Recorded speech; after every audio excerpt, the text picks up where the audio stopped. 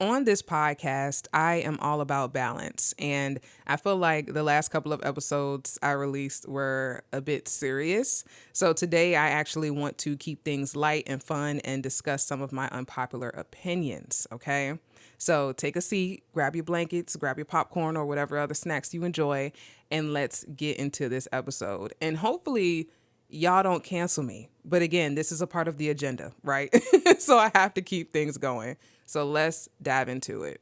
So, my first unpopular opinion is I believe that the legal age to obtain your official driver's license should be 18. And that's me being generous. I really, really deep down inside think that the age should be 21 to obtain your official driver's license, but I do understand that 18 is the age of legally becoming an adult in most states or areas, even though it really shouldn't be because you're still a kid. And I'm also aware that for many, when it comes to entering adulthood, that may include moving away from home, attending college, entering the workforce. And I know that transportation is very much needed for a lot of those things to kick off and also be sustained. But even at the age of 18, I just don't think that many people are mature enough to drive. Like, I just don't think that anyone at the age of 16 should even be learning how to operate a vehicle. And whether 16, 18, 42, it doesn't matter the age. I don't think many people take how serious driving is. And I think specifically at a young age, there's just a lot of like excitement overload, like picking up your friends, showing off, just, doing things that puts others in danger. And that's not to say that, the older someone is or the later someone decides to begin driving, that there won't be excitement, because it definitely could be. But I think that it would also be more balanced with a mature and responsible mindset, if that makes sense. And I'm not saying, I feel like there's so many disclaimers, but I'm not saying that there aren't mature and responsible teenagers either. But I think that operating a vehicle should require a little bit more years of life first. And honestly, a bit more studying too, right? Like, things may have changed now, but I feel like when I was studying for my driver's test, I remember studying the basic vehicle operation, like checking your mirrors, braking, accelerating, parking, rules of the road with speed limits and road signs and things like that. But I feel like the curriculum should include a little bit more. Yeah, I feel like it should include a little bit more. Like, maybe teach these youngins a little bit more about the consequences of not following the rules of the road. Maybe tell them that if they're the cause of an accident, their car insurance can skyrocket. Okay. Or tell them about the consequences of not having car insurance, or tell them all that's needed in order to operate a vehicle and maintain safety on the road. There's maintenance, upkeep, fuel, property tax, vehicle inspections, registrations, car note if you have one, car insurance, scare them a little bit.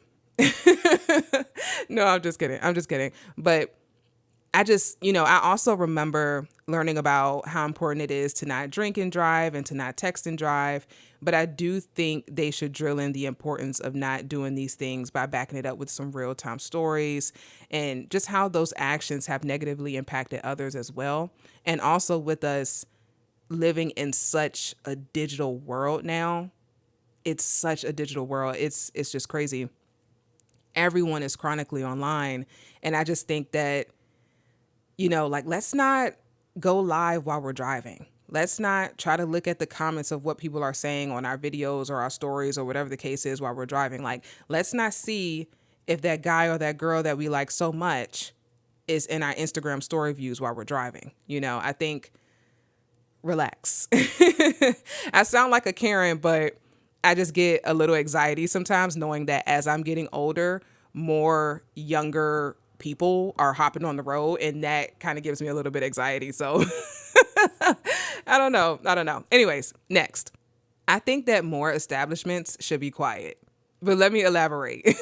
And this is the perfect example. It just came to me, but a store local to me went through remodeling, right?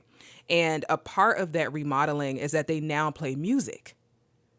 And I really, really miss when the only things I would hear in there were just the footsteps of other customers, or, the raggedy wheels on the shopping carts, or the beeping sounds at the register.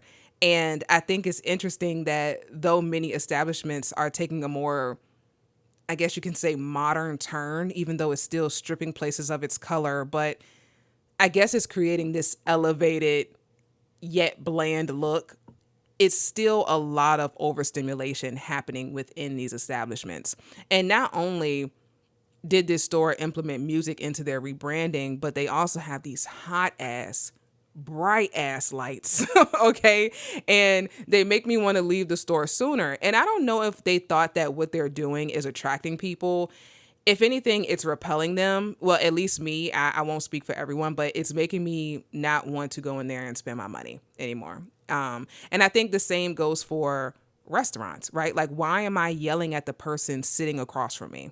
Why does the person beside me have to lean in to hear what I have to say? Like, I am just so over the blaring music in these places.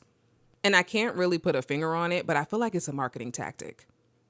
Like, there's some sort of psychology behind the way these establishments curate their environments and experiences for customers. And okay. So my theory is loud, especially loud and fast music, it leads to impulsive purchases, leading to stores gaining revenue at quicker rates, right? Right? Are you following? The same way loud music makes people want to drive faster. You know what I mean? Like, do you guys see where I'm going with this?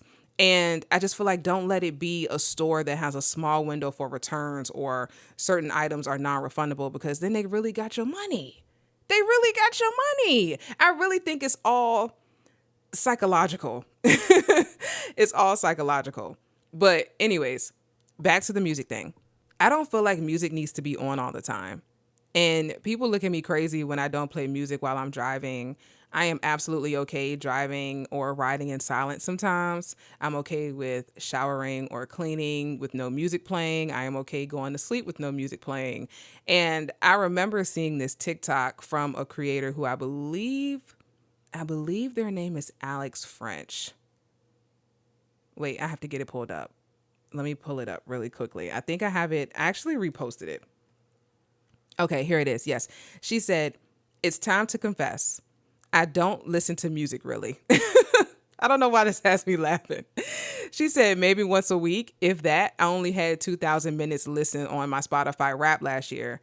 And I was like, okay, I don't play music often either. And then one of the top comments said exactly what I was thinking. And it says, people who constantly listen to music have no inner monologue.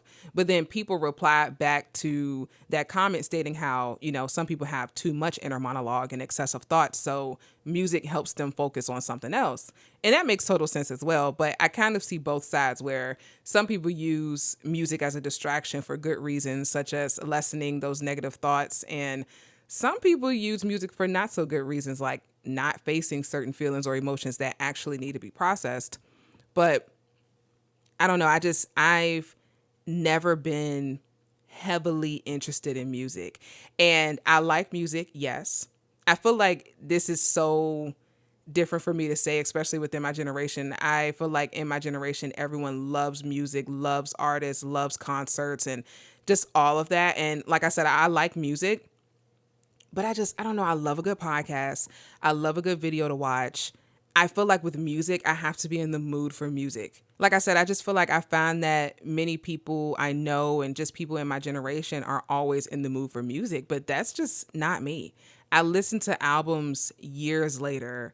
I don't work with music on. Like I said, I don't sleep with music on, and I don't have any curated playlists really. I enjoy the quiet. Like, if y'all could see how I am right now, it is so quiet. It is so quiet. Of course, it has to be quiet for the podcast, but I thoroughly enjoy the quiet. And I'm not judging, and hopefully y'all aren't judging me either. But yeah, I just enjoy the calm. So, okay, I rambled. Moving on. Okay, you guys may think I'm crazy for this one, but just hear me out, okay? I love the big light. I think the big light is fine. I think the big light is perfect. Okay.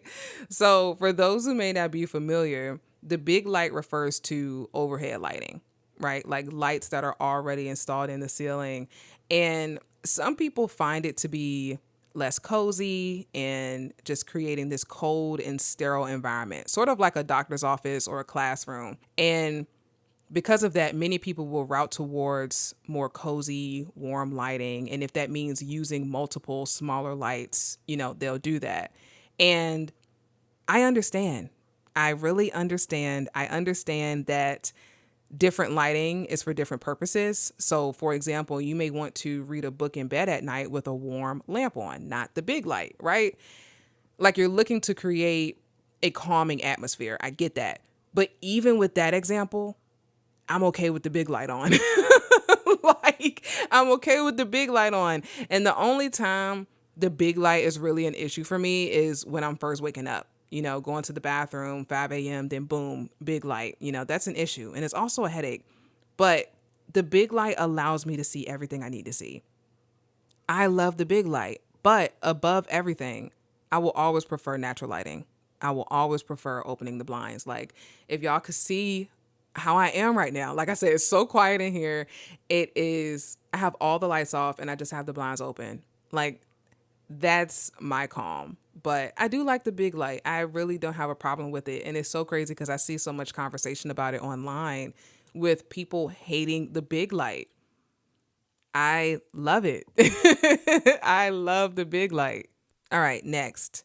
I think we should bring back skinny jeans. Okay, hold on.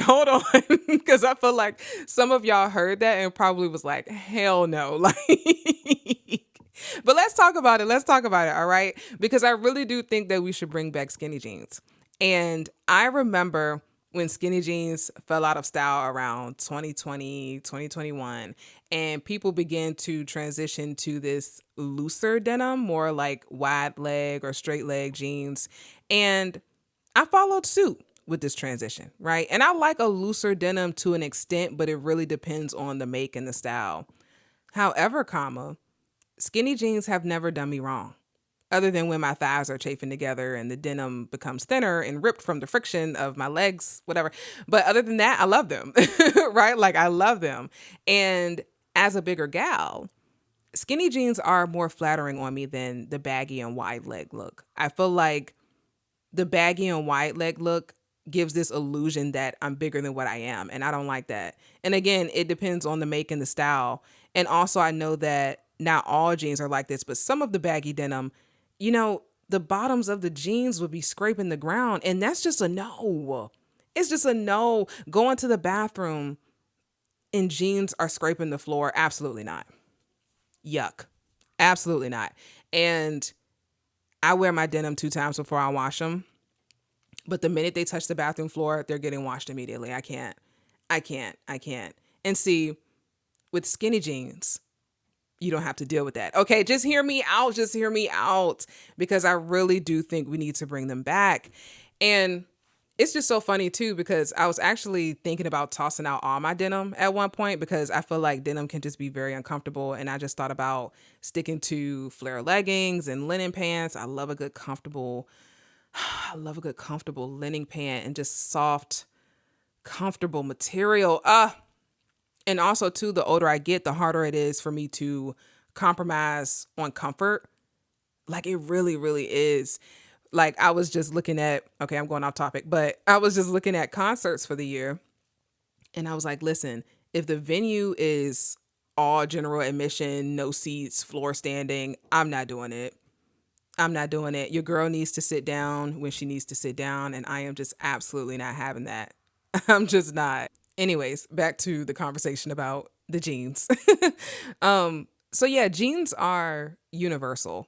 And most importantly, very, very easy to style. So I'm definitely not going to get rid of my denim. But right now, I'm really heavy on flare jeans and barrel jeans. Those are my go-to. But I might have to add skinny jeans back to the mix. Because I miss them. They just never did me wrong. And, regardless, dress how you want. Follow your own interests. That's what I need to do here. Because I feel like once everyone was like, oh my God, no skinny jeans, I was like, okay, I'll just get rid of my skinny jeans. But now I'm like, nope, I'm getting my skinny jeans back. Who cares? And I do love skinny jeans with a knee-high boot too. Yeah, I gave that a try a few weeks ago. The outfit I had in my head didn't work out though, but not because of the skinny jeans, because of the top that I had. But I do love the look of skinny jeans or like black skinny leggings with knee high boots. Beautiful, beautiful. All right. I think that shorter hair is more difficult to manage than longer hair. And I don't want it to sound like I'm attacking anyone with short hair. I am just speaking on when there is an option to choose having shorter hair. Okay. I have cut my hair a number of times. So I feel like I know ball. Okay. In my opinion, short hair just takes a lot more effort to look presentable, and it just requires more daily styling. And of course, this all depends on hair type, texture, style. And I'm also talking very short hair, not a bob or anything like that. I'm talking an actual short, low cut, right? From my experience, my shortcuts were always curly. I didn't have like a pixie cut, nothing that was like flat or straightened. But no, pixie cuts can be curly too, right?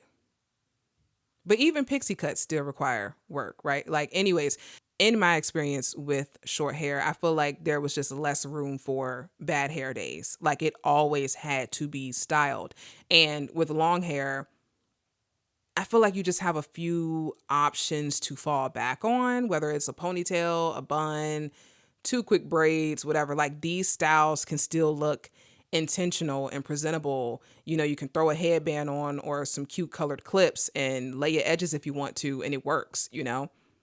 I feel like with short hair, it just requires more product and daily shaping. And like, I would lay down or rest my head on the headrest in the car, and my little fro and my curls would flatten, and it was time for reshaping.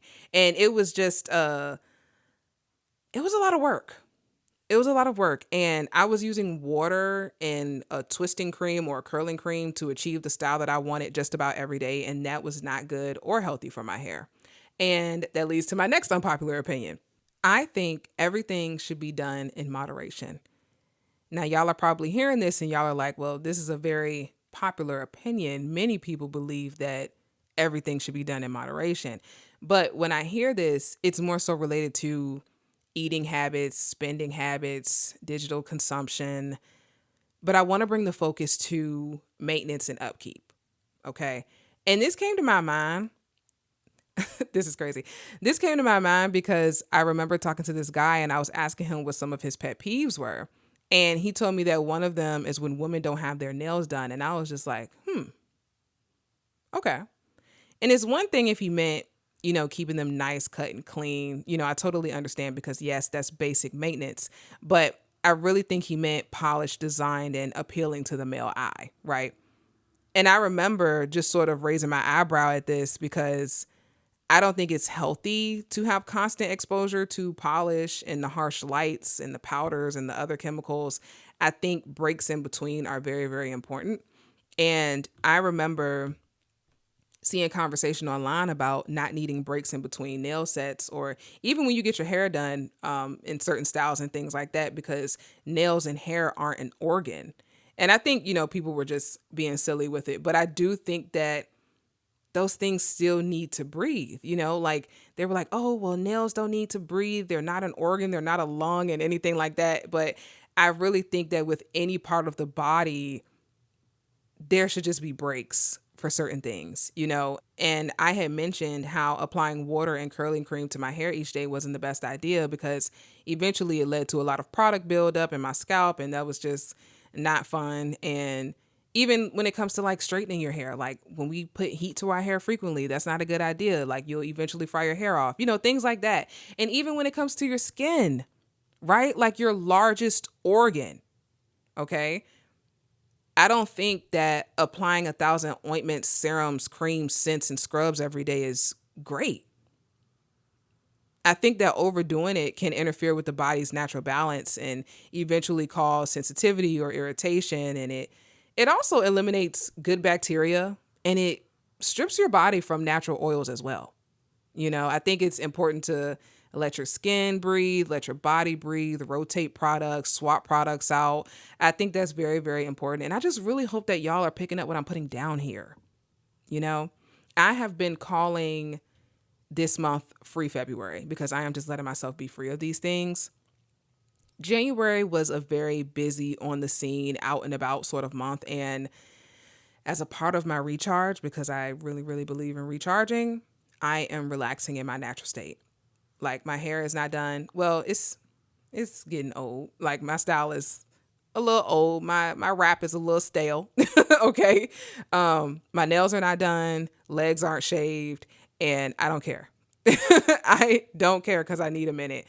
Don't get me wrong. You know, when you look good, you feel great, right? But I need a break. I need a break. I was getting my nails done back to back, and I just think they really, really need to breathe. I was getting my hair done.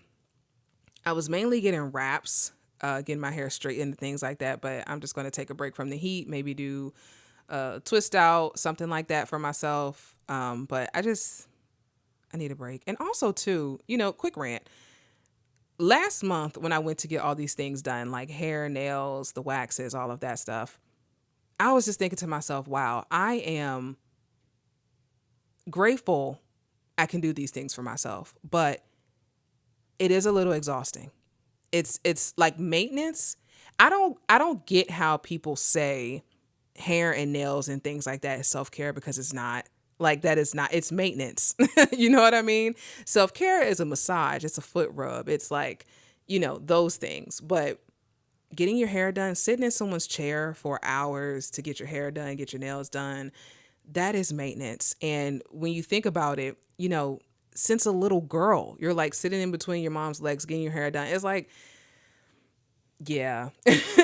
And then too, I was just thinking about how it's like riding all over the city to get these things done. Like one person's good at the eyebrows and the other person's good at the nails and then the other person's good at the pedicures and then the other person's good with the hair. So I was just like, this month, fuck it.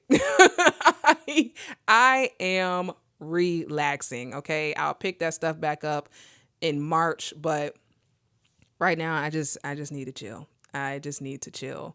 So it's also probably time for me to learn how to do certain things on my own and just, DIY it so I don't have to keep running around town to get these things done because that's a lot of energy in itself. But we'll see, because I'm also a person who's like, if I can afford the ease of it, just do that, right? Like